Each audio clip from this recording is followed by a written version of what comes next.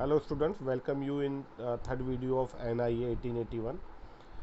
In my previous two video I had talked about the types of negotiable instrument act, their features. Further we had talked about the promissory note in detail and checks in detail, the different types of check and crossing of the checks. Now in this video I'm gonna to tell you about the bills of exchange and the another things related to this act. So let's have a discussion about the bills of exchange. See, these bills of exchange is what? Bills of exchange is mentioned in section 5 as it is written here, and the very first you see this is a picture is given here. This picture is talking about, it is an effort to just explain you, give the more explanation of bills of exchange. Although I believe that students who have done BBA and BCom, they are well versed with the Negotiable Instrument Act.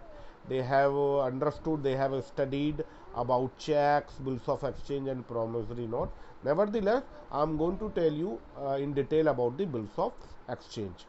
See, you see in this picture, this is the seller, his name is Mr. B. This is the buyer and his name is Mr. A. Mr. A had bought some commodity from Mr. B in rupees 30,000. Mr. Buyer, his name is Mr. A, he had bought some commodity from Mr. B and B is seller in rupees 30,000, and it is the credit sales, means Mr. A will make the payment to Mr. B, who is the seller, after some time. That is why it is known as credit sale, meaning it is not the cash sales, because when the transactions of the commodity was happening, Mr. A had not made payment, he had not paid this for the services or the commodity, and he had promised that he will pay after some time. But seller, who is Mr. B, he doesn't have any belief, he doesn't have developed any faith on Mr. A. That is why he draws a bill, meaning he placed an order to Mr. A. I repeat, he draws an bill, or we can say in another word, he place an order to buyer, who is Mr. A, of rupees 30,000. What he writes in the bills of exchange, that I will let you know on the second page. Whereas simultaneously this Mr. Seller, Mr. B, this who is seller, has availed some service or has bought some commodity from C.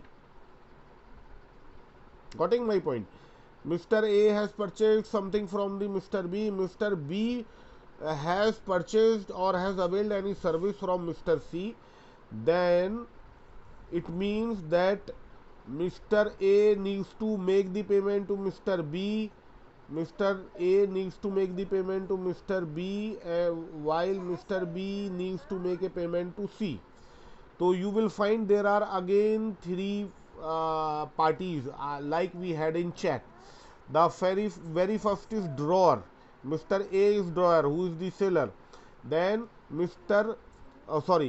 B, not A. Mr. B is drawer, who is seller, and Mr. A, who is buyer, who has bought something from Mr. B, he is drawee or acceptor, and Mr. C is payee. And same three parties we had in the case of check, drawer, ड्रॉई and पेई, जिसको हम drawer को issue भी कहते हैं, ड्रॉई bank होगा, और पेई जिसको पेमेंट मिलेगा. But in case of promissory note, it is the two parties only the maker और issuer of the promissory note और द पेई. ठीक है, आगे हम बात करते हैं.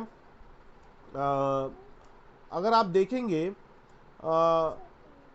तो वह बी को सी को कुछ देना है, पेमेंट करना है, ए को बी को कुछ पेमेंट देना है. तो फीचर्स की बात करते हैं. फीचर्स देखिए, a bill of exchange is double secured instrument. Double secured instrument कैसे है ये आप देखिए स्टूडेंट्स. मिस्टर प्राइमरी लायबिलिटी जो होगी हमेशा वो मिस्टर ए की होगी। वो कैसे होगी इसको ऐसे समझ लेते हैं, जाकर हम नेक्स्ट पेज पर जाते हैं।